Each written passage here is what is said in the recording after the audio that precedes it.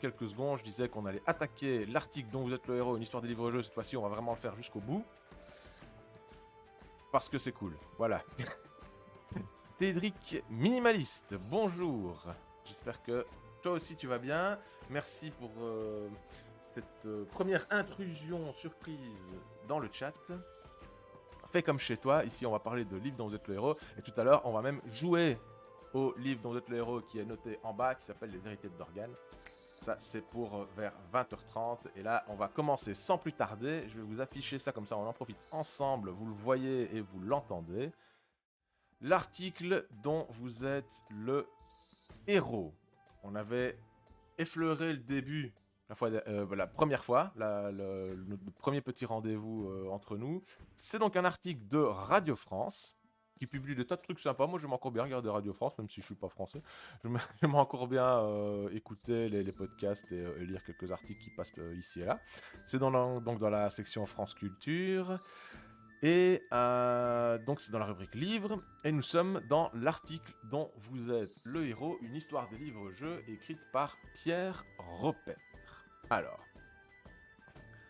donc ça date donc du mercredi 10 août 2022, donc ça c'était publié l'été du coup de l'année dernière maintenant. Ça reste quand même relativement récent, hein. Et nous avons en image de couverture, une petite mosaïque de différentes couvertures de livres dont le héros d'un peu toutes les époques plutôt récentes d'ailleurs. Et il est noté en petite légende, impossible de ne jamais avoir eu l'œil attiré par certaines des couvertures de livres dont vous êtes le héros. Nous commençons cet article et bien entendu, je vais vous demander de choisir parmi les différentes possibilités qui vous seront proposées. C'est comme si on jouait, voilà, c'est un article sur l'histoire des livres-jeux mais écrit à la façon d'un livre-jeu. Et on va pas se faire des sondages parce que ça va prendre des plombes. Je vais vous demander de mettre directement dans le chat première proposition de 1, 2 ou 3 en fonction de ce qu'on aura comme proposition. Ça ira beaucoup plus vite. Comme ça, on naviguera dans l'article en fonction de vos souhaits. Que vous soyez un joueur assidu de livres dont vous êtes le héros ou un néophyte curieux devant les étranges couvertures de ces livres-jeux, connaissez-vous leur histoire? Tentez de la découvrir grâce à notre article dont vous êtes le héros. Cet article est le 3e épisode de notre série estivale Livre le jeu de rôle. Jeu comme jeu première personne du singulier. À lire aussi, donc faut-il sacrifier le chien à les expériences de pensée ou la philosophie dont vous êtes le héros? Donc c'est un autre article sur le sujet. Et aussi, moi, je et l'histoire, les chercheurs sont-ils vraiment devenus narcissiques? La fanfiction, une littérature à soi. Voilà. Vous êtes assez intrépide pour vous lancer dans l'aventure qui va suivre. Au long du livre, vous pourrez décider vous-même des chemins à prendre, des combats à mener et de la façon dont il convient de résoudre les problèmes auxquels vous serez confrontés. Si vous venez à mourir, vous devrez recommencer l'aventure au début. Sans tricher. Paragraphe 1. La formulation vous rappelle quelque chose. Elle vous évoque peut-être, avec une pointe de nostalgie, cette époque où vous étiez le héros. Quand, muni d'un crayon, à papier et de 2D, vous sautiez de paragraphe en paragraphe pour tenter de venir à bout de l'aventure, forcément épique, dans laquelle vous vous étiez lancé. Ou bien est-il possible que vous soyez un néophyte, dont l'œil a toujours été attiré par ces couvertures mystérieuses, aux lettres capitales et brillantes. Un livre dont vous êtes le héros. Ici, on fait allusion au moins aux couvertures de ce qu'on appelle la V2, la version 2, c'est-à-dire après la présentation qu'on connaît, qui est celle qui se trouve ici en bas, comme les héritiers de Dorgan. C'est les éditions qui sont venues après, avec effectivement des énormes caractères qui étaient brillants, là. C'était assez flashy. Magie de la deuxième personne, en employant le vous, le narrateur vous a d'ores et déjà investi d'une mission. Vous êtes le personnage principal de son récit. Qu'il s'agisse de vaincre un magicien maléfique, de fuir des poursuivants lancés à vos trousses ou encore de vous lancer à la recherche d'un objet perdu, vous n'hésitez pas avant de remplir votre feuille d'aventure et de vous rendre au fameux paragraphe 1, celui où tout commence. Ce même paragraphe que vous lisez d'ailleurs en ce moment même, puisqu'il s'agit d'un article dont vous êtes le héros. Avis au héros, à vous donc. Que vous soyez ici un débutant décidé à comprendre une bonne fois pour toutes ce que sont ces fameux livres-jeux entreaperçus sur les étagères d'une librairie, ou bien que vous soyez d'ores et déjà un aventurier aguerri avide d'en apprendre un peu plus sur un vieux hobby dont il se souvient avec tendresse, il est temps de se lancer. Si vous souhaitez en apprendre plus sur le tout premier récit dont vous êtes le héros, une étrange histoire de petits pois signé Raymond Queneau, rendez-vous au 14. Si vous préférez connaître l'histoire du premier livre dont vous êtes le héros, celui par lequel tout a commencé, rendez-vous en 18. Ici, on a déjà un choix entre... l'auteur, en tout cas de l'article, il distingue récit dont vous êtes le héros. On verra qu'il ne manque pas normalement de mots pour désigner la chose, parce que par la suite, il va en employer plein. Et il distingue donc récit et livre dont vous êtes le héros. Parce que livre dont vous êtes le héros, ça fait allusion à la collection, un livre dont vous êtes le héros, chez Gallimard, Folio Junior à l'époque, mais aujourd'hui Gallimard Jeunesse, voilà. C'était une collection, et donc elle a son nom précis. Est-ce qu'on va en savoir plus sur... Est-ce qu'on va partir chez Raymond Queneau, ou donc proposition 1, est-ce qu'on va en savoir plus sur les premiers livres-jeux, les ancêtres des livres dont vous êtes le héros, ou est-ce qu'on va simplement partir du Sorcier de la Montagne de Feu et connaître un peu l'histoire des livres dont vous êtes le héros classique? Qu'est-ce que vous préférez? 1 ou 2? Dites-moi ça dans le chat. Et moi, je me rends au paragraphe idoine. Moi, j'aurais bien envie d'aller faire un petit tour du côté de chez Raymond Queneau. Je vous le montre, Raymond Queneau.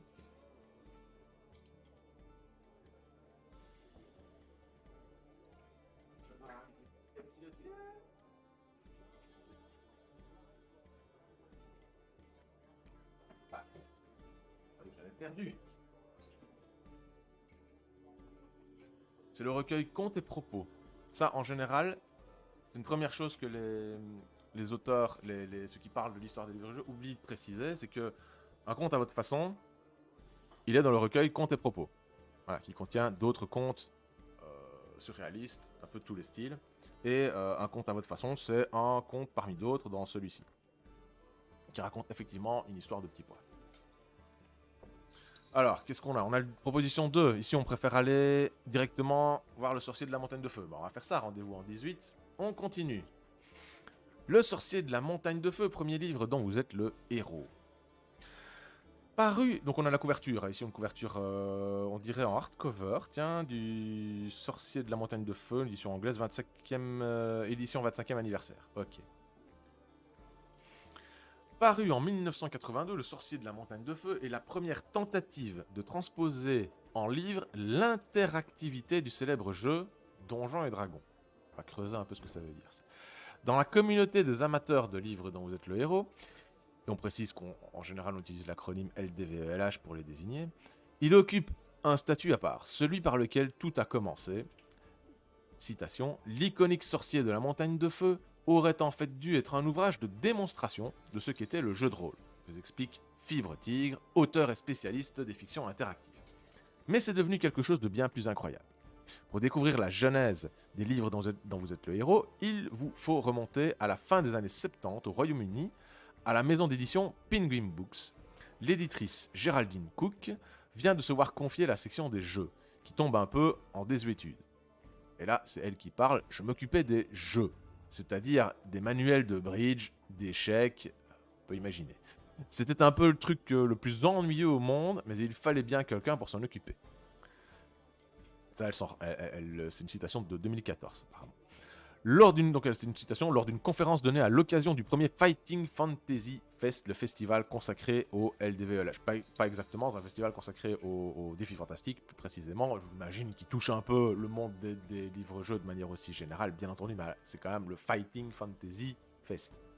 Bon, dis bien ce que ça veut dire. À l'époque, Penguin avait avait quelques difficultés financières. Il y a ce nouveau jeu Donjons et Dragons qui promettait un grand succès, mais moi je bug quand j'ai des problèmes de concordance des temps. Donc il y a ce nouveau jeu Donjons et Dragons qui promettait un grand succès, mais auquel personne ne comprenait rien. C'est vrai. Alors je me suis dit, pourquoi ne pas faire un manuel pour expliquer comment jouer à Donjons et Dragons? Mais oui. Mais oui. Et alors, on a l'extrait de la Fighting Fantasy Fest ici en anglais. On a la vidéo avec apparemment la fameuse conférence où elle s'est exprimée. Conseillée par un ami, elle contacte Ian Livingstone et Steve Jackson. Ces derniers, passionnés de jeux de rôle et de jeux de plateau, tiennent le magasin Games Workshop et se sont assurés l'exclusivité de la distribution européenne de licence Donjons et Dragons, qui commence alors à décoller. Approchés par Geraldine Cook, ils réfléchissent à la meilleure façon de procéder et estiment alors qu'il serait intéressant de créer un livre interactif car Donjons et Dragons est un jeu interactif. Et on s'aperçoit que ce livre interactif, en fait, pourrait être plus intéressant à lui seul qu'un manuel expliquant le jeu de rôle. Et ça, c'est une info super intéressante. Les éditeurs de Penguin Books veulent en quelque sorte un que sais-je. Ouais, vous connaissez la série Que sais-je. Je sais pas si vous avez déjà vu ça. J'en ai quelques-uns. C'est les presses universitaires de France qui éditaient cette série-là, que sais-je, ça abordait un peu tous les sujets en vrac, de manière quand même assez sérieuse finalement. Ça se voulait concis, parce que bon, l'épaisseur du bouquin là, c'est des tout petits trucs. Ici, c'est quoi la psychologie du langage? Il y en a eu sur plein de choses. Mais en général, tout ce qui est pop culture et tout ça, c'est relativement esquivé. Il y en a quelques que sais-je sur ce domaine-là, mais c'est vraiment excessivement rare. Et là, bah, voilà, c'est ce qu'elle dit. On va faire une espèce de que sais-je finalement sur le sujet. Que sais-je sur Donjons et Dragons, quoi. Pourquoi pas. Donc je me suis perdu où j'étais. Je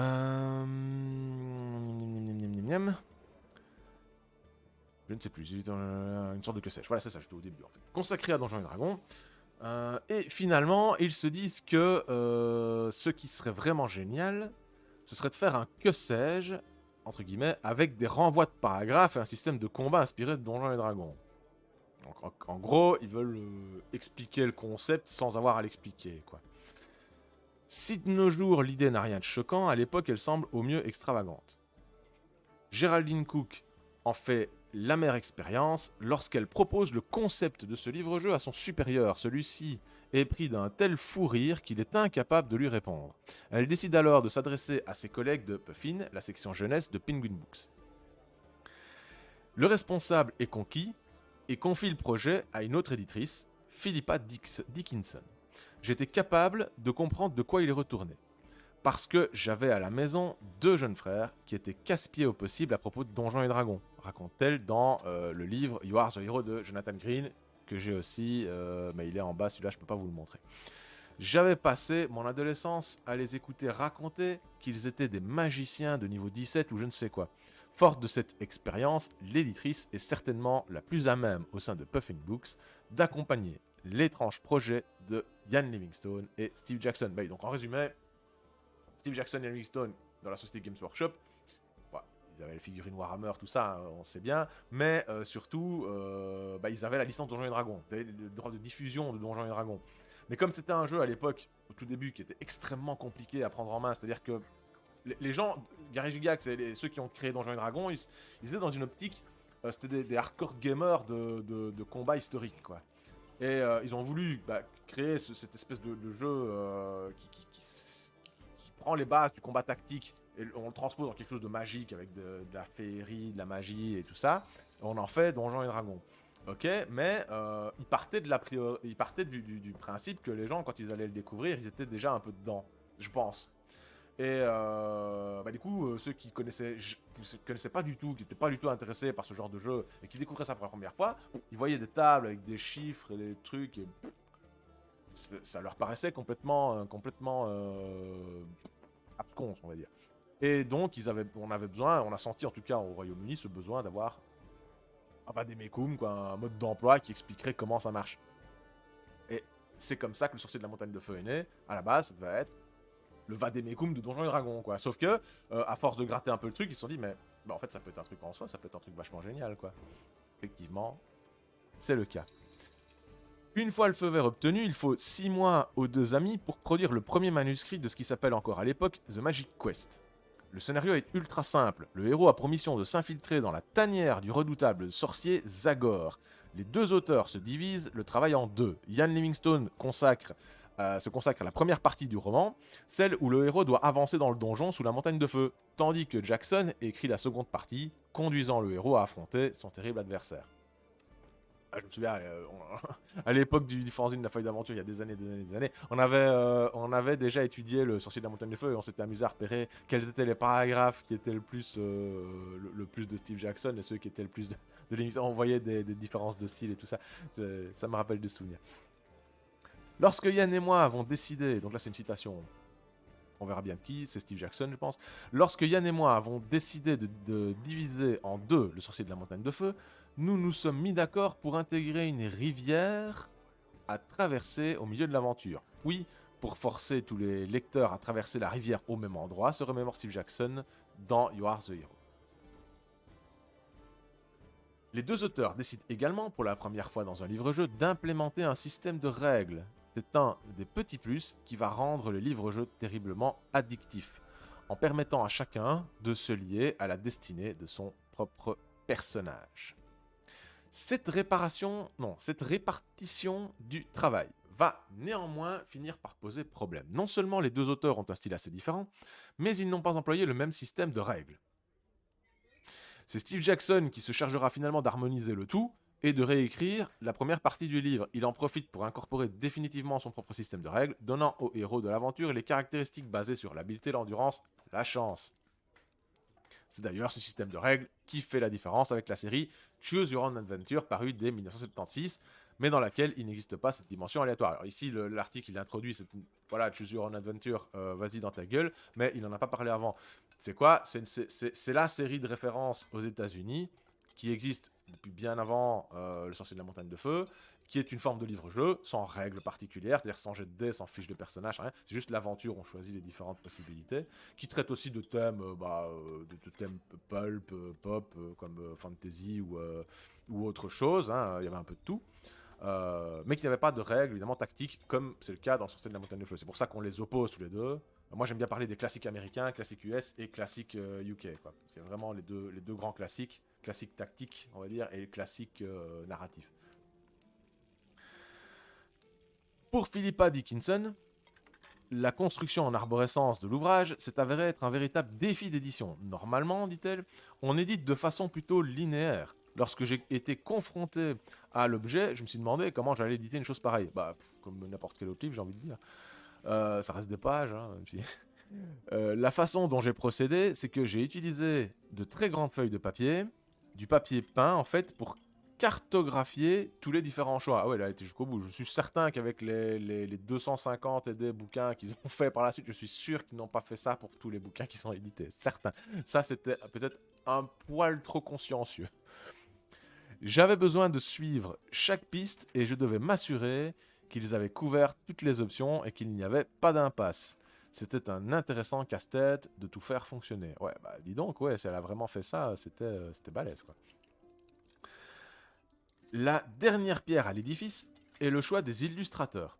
Le premier, Peter Andrew Jones, réalise la couverture iconique du livre, représentant un dragon émergeant dans un nuage de fumée de la boule de cristal d'un magicien, tandis que le second, Russ Nicholson, s'emploie à peupler l'ouvrage d'étranges créatures. Et d'ailleurs, on notera, c'est marrant, moi j'aime bien, je vais le prendre, avec deux versions du Sorcier de la Montagne de Feu, une comme ceci, qui est assez banale, hein, somme toute, hein, et celle-ci qui est un peu moins banale, qui est une des premières éditions avant que la collection soit formatée dans cette veine-là, quoi, au niveau charte graphique. Et on notera que, d'ailleurs, il n'y a que le dragon sur cette couverture-là. Ici, vous voyez comme on le voit sur la page web et comme je vous le montre sur la caméra, le sorcier de la montagne de feu, censé être ici un magicien dans la plus pure tradition, quoi, des vieux barbus à la Merlin l'Enchanteur et compagnie. Et par contre, ça c'est l'illustration de Peter Andrew Jones, et quand on regarde l'illustration de Russ Nicholson du même magicien, on a ceci. Là, je vous le montre en petit. c'est un peu flou, mais vous voyez très bien qu'il y a une différence. Déjà, il a pas de barbe blanche, il a pas déjà les cheveux noirs. Bon, vous allez me dire c'est du noir et blanc, mais on aurait pu faire la distinction entre les cheveux blancs et les cheveux noirs. Donc, il a une chevelure noire, assez courte. Il est absolument pas du tout. Bon, il est vieux, mais pas autant que l'autre. Enfin bon, c'est très rigolo de voir qu'il y a autant de possibilités de dessiner sur la montagne de feu. Alors, je ne vous parle même pas de la version Rasta de Robert Ball. C'est encore, voilà, chacun s'approprie l'image du vieux sorcier, quoi. Donc, la dernière paire d'édifices, c'est le choix des illustrateurs. Ok, ça on vient de le dire. Et là, on montre trois couvertures différentes à des époques différentes, quoi, du même livre.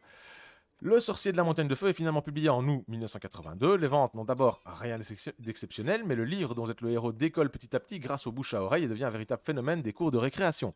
Les enfants se l'arrachent au cours des 3 premiers mois. Le premier livre dont vous êtes le héros est réédité à 3 reprises, puis 20 rééditions en l'espace d'1 an.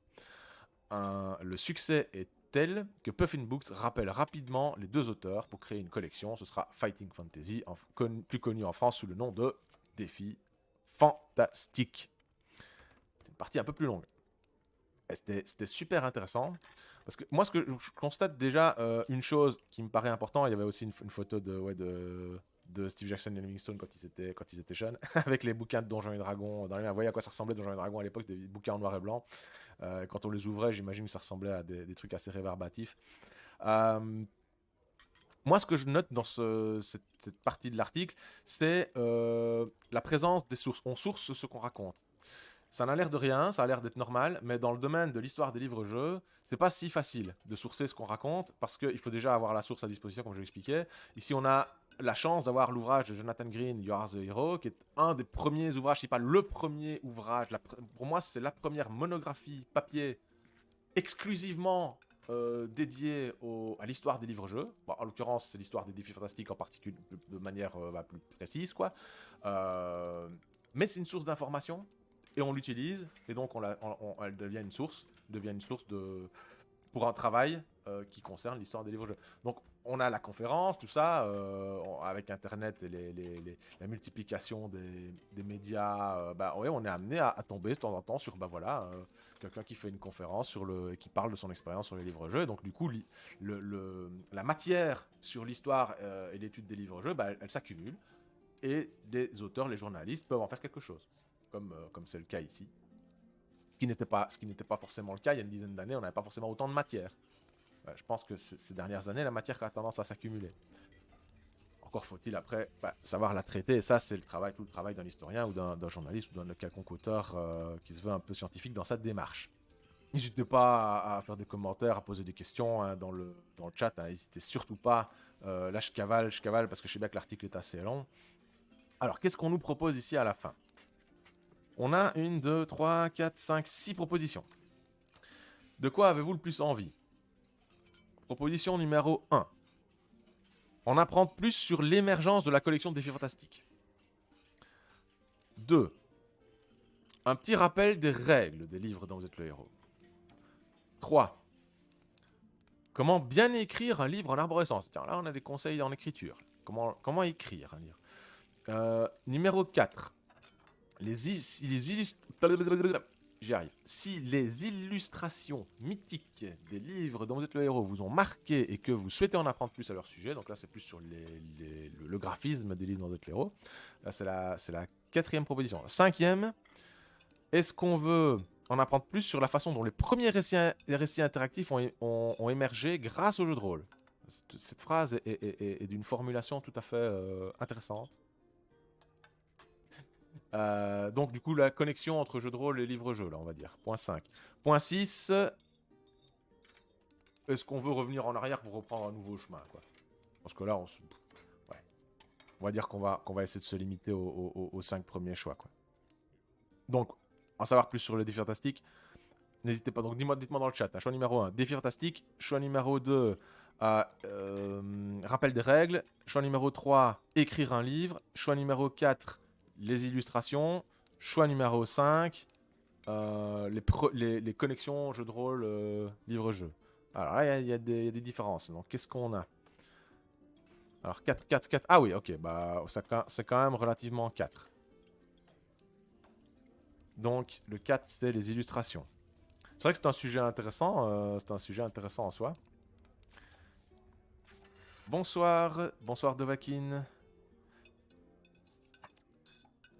N'hésite pas à nous dire comment tu es arrivé sur ma chaîne, sur le chat. Hein. Ici, on parle des livres dont vous êtes le héros. Je suis en train de lire de faire une lecture commentée d'un article qui est un article interactif qui est écrit à la manière d'un livre dont vous êtes le héros et qui parle de l'histoire des livres dont vous êtes le héros.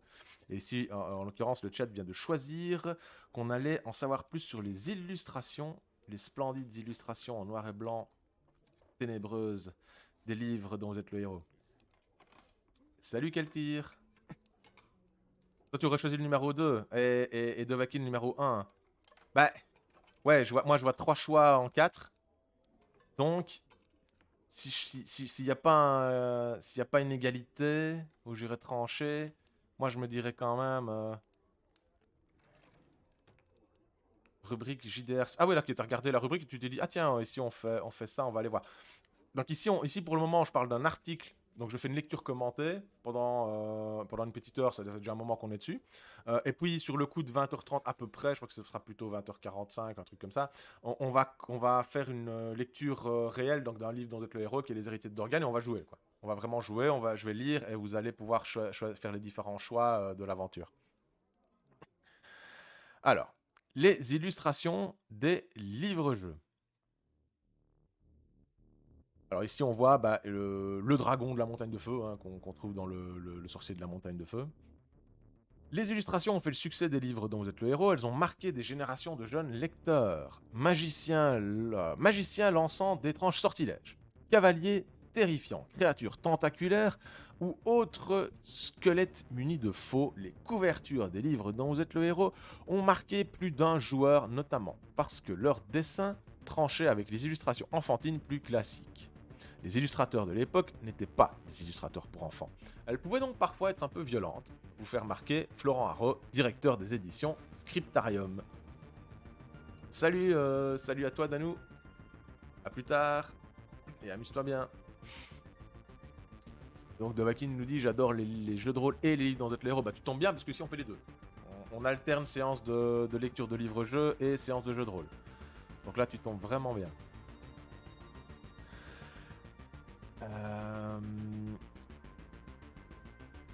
À ces couvertures s'ajoutent les illustrations disséminées au fil des pages de chaque livre dont vous êtes le héros, souvent le fait d'un second illustrateur. Les illustrations font partie de l'ambiance, elles plantent un décor particulier, un style. Sans elles, l'esprit de certains livres dont vous êtes le héros ne serait plus le même. Parfois, elles ont même un petit rôle en termes de jeu. Certains éléments sont cachés dans l'illustration, comme des numéros qui renvoient au texte, par exemple. C'est d'autant plus intéressant qu'à l'époque, on est dans l'Angleterre punk. Et on a finalement un produit qui fait un peu peur. Là, c'est Fibre Tigre qui parle. Les illustrations sont de la fantasy, mais il y a aussi des zombies, des cadavres. Quand on ouvre un livre dont vous êtes le héros, on peut se faire dévorer par un dinosaure. Les enfants adorent ces illustrations un peu gore. D'autant plus que très rapidement, les parents disent « Ouh là là, c'est pas pour toi ». Ce qui en fait encore plus un produit d'appel, parce que quand on interdit quelque chose à un enfant, il a encore plus envie. Je sais pas. Moi, en tout cas, moi, j'ai jamais interdit de lire ça, mais bon. Et là, on a une belle illustration de John Blanche qui est assez glauque. On voit un monstre. On voit un humanoïde réduit en pièces. Et les pièces les différents morceaux du corps sont en train de flotter. C'est la ville de Carré. Je crois que c'est un extrait de la série Sorcellerie. C'est d'être la cité des pièges, tome 2. De plus, les illustrateurs comme Peter Andrew Jones, qui a réalisé la couverture Sorcier de la Montagne de Feu, John Blanche, qui a réalisé les illustrations intérieures de Sorcellerie, ou encore John Ho, qui a réalisé les illustrations de la Quête du Graal, et qui a aussi été, je pense, très influent dans le travail d'esthétisme graphique du Seigneur des Anneaux, ont marqué une génération de gamins, les yeux écarquillés devant les dessins qui leur promettaient des aventures sombres et mystérieuses. À mes yeux, la singularité des illustrations des livres dont vous êtes le héros est liée à leur rôle dans l'envie de relire le livre, vous indique Laurent Centreau, directeur des éditions Alconist. Quiconque a lu un livre de ce type a forcément fait le bilan. À la fin, des illustrations non rencontrées au cours de la partie. Avec leur mystère, elles sont autant d'invitations à rejouer le livre en suivant de nouveaux parcours. C'est pourquoi auteurs, illustrateurs et éditeurs veillent généralement à ne pas illustrer que les passages obligés ou les scènes clés. Connais-tu la geste de Gurdil? Oui, ça me rappelle ça doit être le titre d'une chanson de Nalban ou un truc du genre. Ça me rappelle quelque chose comme ça. Avec leur mystère là, ok. En plus des illustrations classiques, souvent en pleine page, il n'est pas rare de rencontrer de petites illustrations telles un crâne, une petite créature ou encore une épée rouillée qui habille régulièrement le texte. Ce sont des images qui sont nécessaires, vous précise Fibre Tigre. Donc on a des commentaires alternés, des citations alternées de Fibre Tigre, qui est un auteur de jeux de rôle et de livres-jeux. On a des citations de Laurent Centraux et Florent Haro, qui sont des directeurs de maisons d'édition spécialisés dans ce domaine-là. Et de temps en temps une citation de Steve Jackson, Ian Livingstone ou quoi. Donc c'est... Parfois ça peut paraître peut-être un peu décousu à la lecture, je sais pas ce que vous en pensez, mais voilà, moi quand je le lis, c'est vrai que on sait seulement après coup que c'est une citation de... Moi je le vois parce que c'est écrit en italique et entre guillemets, mais vous peut-être que vous le découvrez seulement à la fin. Donc de nouveau une citation, quand on met en page un livre dont vous êtes le héros et qu'on a des paragraphes séparés par un numéro, on a beaucoup de veuves et d'orphelins, c'est-à-dire des lignes de texte isolées sur la page suivante. C'est un truc de typographie ça.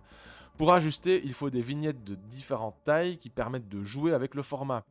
Avec toutes ces petites enluminures, ces petits diablotins dans les coins, ça donne finalement des livres qui ressemblent un peu aux grimoires magiques des contes de fées, c'est vrai. Nous, entre nous, on appelle ça des cabochons, je sais pas si c'est un terme officiel ou quoi, mais on a toujours appelé ça des cabochons, ces petites illustrations comme celles qu'on voit ici, un petit bouclier avec une lance. Les livres-jeux étaient parsemés de ce genre de trucs-là, il y avait un petit crâne, un petit truc, une petite épée, Voilà, ça permet non seulement d'égayer un peu l'ouvrage, mais ça permet surtout de, ouais, comme il dit, de virer les veuves et les orphelines. L'une des références, donc c'est Dovahkiin qui nous dit l'une des références des livres dont vous êtes le héros, c'est Loup solitaire qu'en pense. Bah oui, c'est une référence incontournable. D'ailleurs, l'article est en train d'en parler. Forcément, quoi, une série qui compte presque 30 tomes, qui constitue un univers gigantesque qui a été adapté en jeu de rôle d'ailleurs notamment. Bah oui, c'est un monument du genre. Depuis 2018, les rééditions des différentes collections chez Gallimard proposent de nouvelles couvertures bien plus colorées qui divisent les passionnés de livres dont vous êtes le héros. L'éditeur anglais Scholastic, qui a succédé à Puffin Books, a fait le choix de couvertures plus proches d'un style bande dessinée afin de toucher un plus large public. Je ne sais pas si ça fait plus bande dessinée ou comics ou quoi, mais en tout cas ça fait plus moderne. Il n'y a plus vraiment ce côté mystérieux, limite violente, très noire, très sombre que ça pouvait avoir, estime Florent Haro. Mais ça c'était à l'époque où ils n'étaient pas revenus sur la question. Parce qu'ils sont revenus sur ce truc.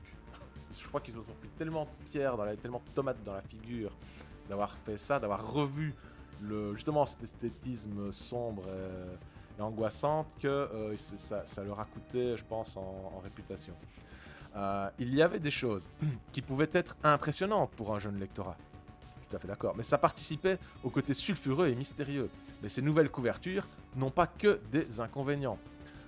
On aide en proposant des idées à l'éditeur qui sont en lien avec les contenus. Il y a souvent eu aussi dans l'histoire de la gamme des couvertures qui n'avaient aucun lien avec le récit. Ça, ce sont des mots donc, de Florent Haro, il a tout à fait raison. Effectivement, c'est comme le sorcier de la montagne de feu finalement.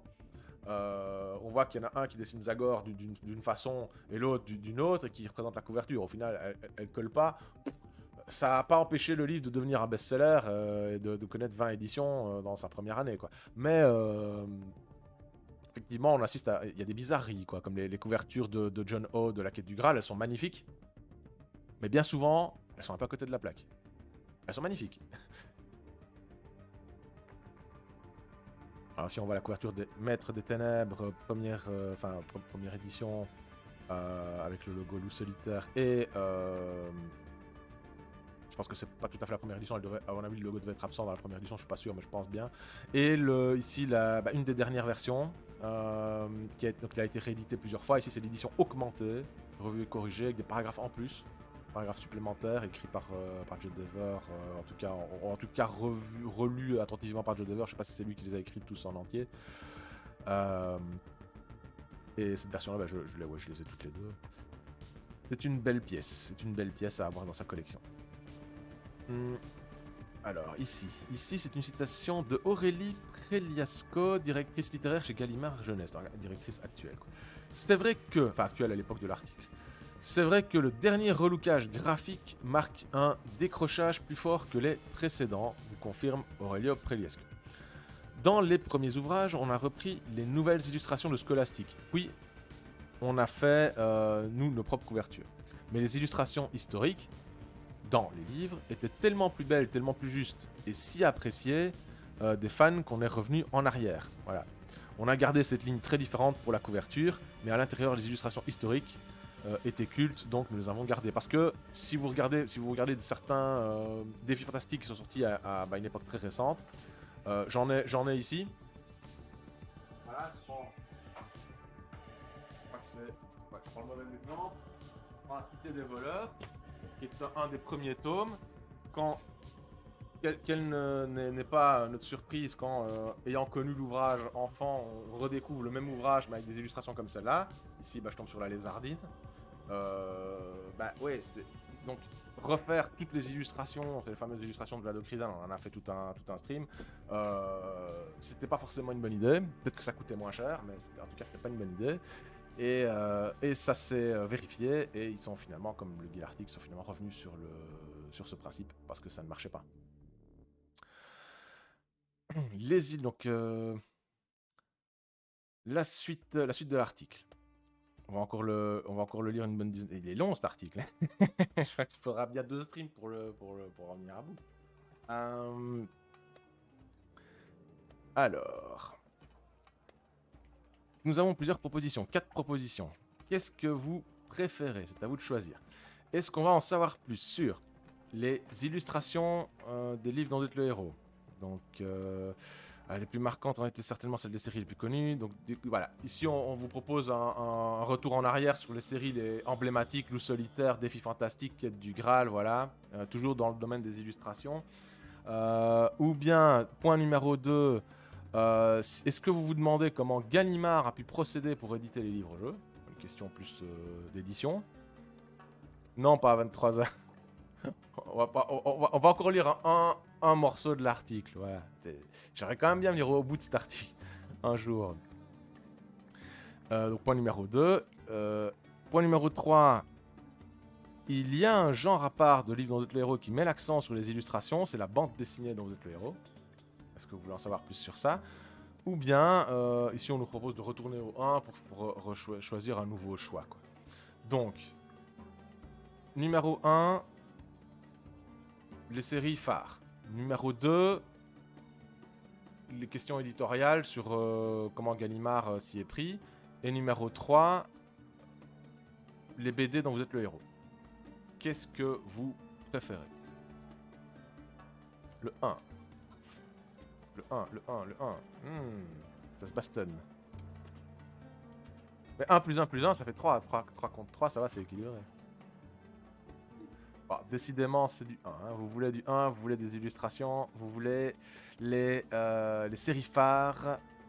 Alors, laquelle série phare? Défi fantastique, Loup solitaire ou la quête du Graal? C'est pas les mêmes paragraphes. Donc, Défi fantastique le 1, Loup solitaire le 2, quête du Graal le 3. Je me crois revenu en arrière à l'époque où on avait les jeux télévisés à taper au téléphone, là. Vous savez, genre Hugo Délire, là, je sais pas. Tape le 1, tape le 2. Donc, Défi fantastique, Loup solitaire, quête du Graal. Il n'y a pas de 4, Smarties, bien essayé. Loup solitaire, c'est donc le loup solitaire. On a deux votes pour loup solitaire, on a 2 votes pour Défi fantastique, parce que c'est le choix numéro 1, et on a 1 vote pour la quête du Graal. Il va falloir se départager entre loup solitaire et Défi fantastique. Alors peut-être que on pourrait aller voir du côté de loup solitaire. Bah oui, loup solitaire, j'allais dire, parce que Défi fantastique, on en bouffe régulièrement. On a une campagne de jeu de rôle, on aborde la saison 3 bientôt. Donc on serait bien parti sur loup solitaire, c'est vrai qu'on n'en parle pas beaucoup. La série Loup solitaire. Là, on a 3 couvertures, les Maîtres des Ténèbres, les Grottes de Khalt et la Traversée infernale. Avec Loup solitaire, Joe Dever propose pour la première fois aux joueurs une aventure en plusieurs tomes. Vous êtes Loup solitaire, le dernier des seigneurs Kai du Summerland et l'unique survivant du massacre qui les décima au cours d'une guerre sans merci avec vos ennemis jurés, les Maîtres des Ténèbres d'Elgdad. Dans la série Loup solitaire, imaginée par Joe Dever, contrairement à Défi Fantastique, vous incarnez un seul et même personnage au cours d'une grande fresque épique. Le premier tome, Les Maîtres des Ténèbres, vous place dans une situation délicate. Les compagnons de l'ordre des moines guerriers auxquels vous appartenez ont été massacrés et vous êtes poursuivis par vos ennemis. L'idée de la série Loup solitaire germe dès le début des années 80. Joe Dever est alors employé chez Games Workshop. Je savais pas ça. Là où Ian Livingstone et Steve Jackson ont imaginé le tout premier livre dont vous êtes le héros. C'est également là que Joe Dever imagine de son côté son propre univers pour une campagne de jeu de rôle Donjons et Dragons. Loup solitaire, qu'il l'appelle. Ian et Steve m'ont suggéré de produire Loup solitaire en jeu de rôle chez Games Workshop, se remémorait Joe Dever lors d'une interview de 2012. Mais le deal qu'ils m'ont proposé était si pathétiquement mauvais, il est hard, hein, que je me suis senti terriblement insulté. Je me suis dit, ça suffit, je m'en vais. Et non seulement je m'en vais, mais je vais transformer Loup solitaire en un jeu de rôle solitaire et être en compétition directe avec eux. C'est dire à quel point j'étais en colère. Et Fighting Fantasy était génial, mais il s'agissait uniquement d'aventures individuelles. Il n'y avait pas de cohésion entre les livres. De mon côté, avec Loup solitaire, je savais que j'avais un univers formidable à utiliser et une campagne solo à créer. Personne ne l'avait encore fait, c'était donc une très bonne raison de le faire. Et ouais, c'est comme ça, voilà comment est né Loup solitaire. 2 grands succès qui s'opposent, ne pouvaient pas cohabiter dans la même maison, quoi. C'est sûr. Des fantastiques, aucun bouquin, enfin, c'est vrai, quasiment aucun bouquin n'est lié avec l'autre. C'est faux. Il y a des petits double shots qui vont ensemble, des trucs comme ça, mais c'est rare. Et c'est le fait d'initiatives d'auteurs particuliers. C'est vrai que Steve Jackson et Ian Livingstone ont cet aspect un peu brouillon dans la façon de gérer l'univers et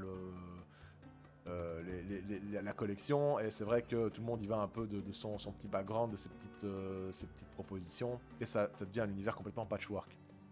Tandis que Loup solitaire, c'est la même personne qui gère un univers et qui le développe au fil d'une série qui fait 20 tomes plus 8, en tout cas dans sa version originale. Après, il y a des suppléments qui sont nés plus tard, qui ont été le fait d'auteurs, de fans, presque des fanfictions en fait finalement, qui ont écrit sur le solitaire, qui ont commencé à écrire des livres sur de point de vue d'autres personnages que le Loup solitaire et tout ça, et qui ont été publiés alors dans les nouvelles éditions des livres-jeux, notamment chez Mongoose Publishing en anglais. Je sais pas si c'est en Angleterre ou aux États-Unis, mais en tout cas c'est dans la langue anglaise. L'éditeur, je sais plus de quel pays il est. Alors, Loup solitaire, là c'est Florent Haro qui parle. Loup solitaire est en quelque sorte une espèce de mini-campagne, nous confirme Florent Haro, directeur des éditions Scriptarium. On y incarne un personnage qui va évoluer d'un livre à l'autre, qui va recroiser les mêmes compagnons. Il y a également un côté très épique avec de grandes batailles, de grands adversaires récurrents, et tout ceci dans un univers extrêmement fouillé. Loup solitaire propose aussi un système de règles un petit peu plus poussé que Défi Fantastique, avec des pouvoirs qui offrent pas mal de variétés de jeux. Je pense que c'est ça qui fait le charme de cette série. Et là, on voit une superbe illustration. Celle-ci, c'est une illustration de Richard Sampson pour la réédition du premier Loup solitaire. Ok, donc c'est une illustration supplémentaire d'un autre illustrateur que Gary Schalk, celui qu'on connaît. Un des aspects intéressants de cette collection, c'est que dans le volume 6, on va vous demander si vous avez avec vous un objet que vous avez récupéré dans le volume 1. Là, c'est Fibre Tigre qui parle. Auteur spécialisé de fiction interactive. Ça donne vraiment le sentiment que vous incarnez un personnage qui vit une grande quête. C'est sans doute cette continuité qui explique la longévité de ce qui est considéré aujourd'hui comme l'une des plus grandes séries de livres dont vous êtes le héros. Depuis le premier tome publié en 84 en Angleterre, puis 85 chez Gallimard, la collection s'est considérablement étoffée. En 2022, elle compte non seulement 31 volumes, mais également 3 jeux vidéo, une dizaine de romans, 3 jeux de rôle et une série parallèle de livres d'or, de livres d'or, tout à fait, de livres dont vous êtes le héros. Et puis virgule Astre d'or qui est une série de 4 tomes qui se passe dans, je pense que c'est une époque avant les loups solitaires, et qui était très chouette, très chouette. J'ai pas fait beaucoup de loups solitaires, mais les 4 Astre d'or, je les ai fait, j'avais des très bons souvenirs. La série se poursuit d'ailleurs, encore aujourd'hui, malgré la mort de Joe Dever en 2016. L'auteur a confié les rêves de son univers à son fils Ben Dever et à Vincent Lazari, auteur chez Scriptarium. Tous deux ont pour mission de parachever son œuvre et d'écrire les 3 derniers tomes. Le tout dernier, Light of the Kai, devrait paraître en 2024 et apporter un point final aux aventures de loup solitaire. Pour ceux qui ne connaissent pas les tout derniers... Les derniers tomes solitaires qui sont sortis après la série de base, qui est composée de 20 tomes, plus 8 autres tomes. Voilà, ici on a Au bord de l'abîme qui est sorti donc bien plus tard, qui est une belle pièce, hein, un long bouquin. Ça, c'est celui-là, il est paru en 2019 en Angleterre. C'est une brique, hein. C'est une belle bête. Hein. Ils ont tendance à faire des bouquins plus gros, même si le nombre de paragraphes n'est pas nécessairement beaucoup plus gros. Ils ont tendance... Alors, il y a des annexes supplémentaires, il y a des choses, des textes qui racontent un peu l'histoire, voilà, les archives de Magnum, ici on a des compléments. Et ça, effectivement, depuis que Scriptarium est un peu main dans la main avec Gallimard pour les rééditions des Défis Fantastiques et des Loups Solitaires, on a ce genre de petits ajouts, ce genre de trucs un peu sympa qui permet de se régaler et voilà, de se plonger dans les univers de notre enfance avec un autre regard plus abouti, quoi. Voilà, je vous recommande hein, les nouvelles éditions. Faut se dépêcher de les acheter parce que ce genre de truc, un jour ça s'arrête. Et ils sont pas du genre à faire des réimpressions immédiates, donc quand on passe à côté, c'est voilà, c'est mauvais.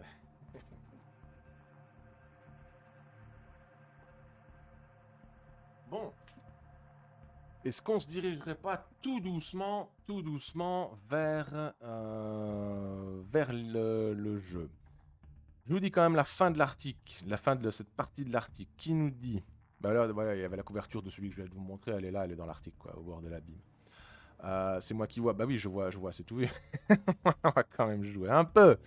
Alors, maintenant que vous en savez plus sur le dernier des Seigneurs Kai, vous pouvez vous tourner vers les autres collections dont vous êtes le héros. Et là, on nous propose alors des fantastiques quêtes du Graal. Qu'est-ce qui nous restera à explorer pour la prochaine séance? Donc, je vous donne déjà rendez-vous mercredi prochain pour la petite intro entre nous sur la suite de l'article, parce que non dit joue, j'ai envie d'arriver au bout.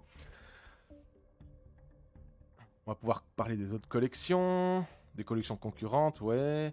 On va pouvoir parler pourquoi la fin des livres dans le héros, pourquoi est-ce qu'ils ont perdu de leur succès dans les années 90. On va pouvoir voir aussi le renouveau, on va parler du renouveau des livres dans le héros.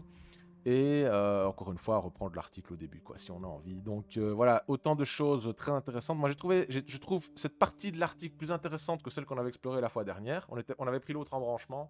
Et justement, j'avais repéré pas mal d'imperfections au niveau de la façon d'aborder l'histoire des livres-jeux. Et dans les termes employés pour désigner les livres-jeux. Je trouvais que c'était un peu l'étalage de toutes les possibilités sans trop de cohérence.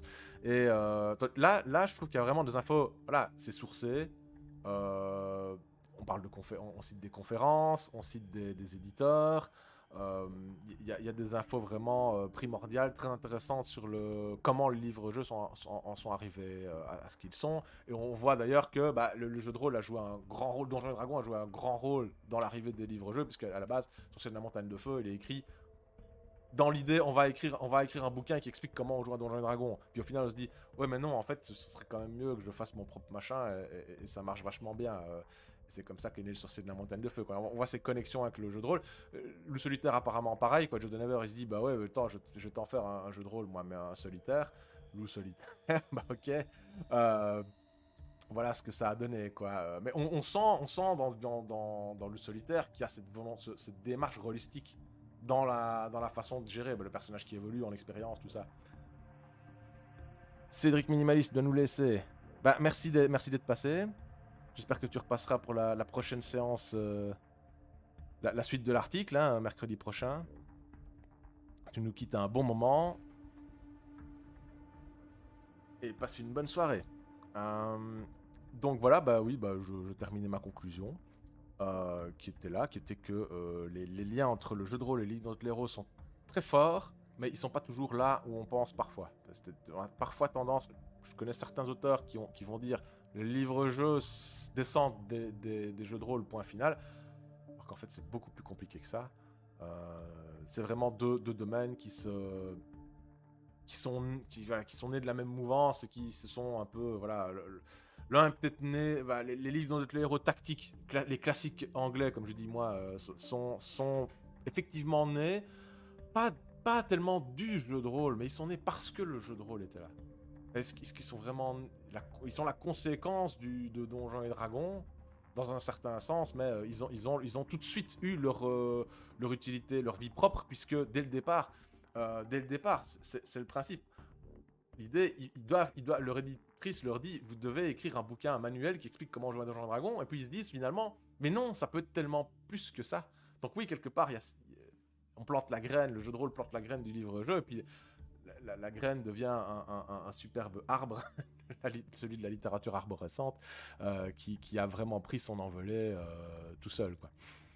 Voilà, voilà. Merci de m'avoir suivi, en tout cas, pour cette première partie théorique.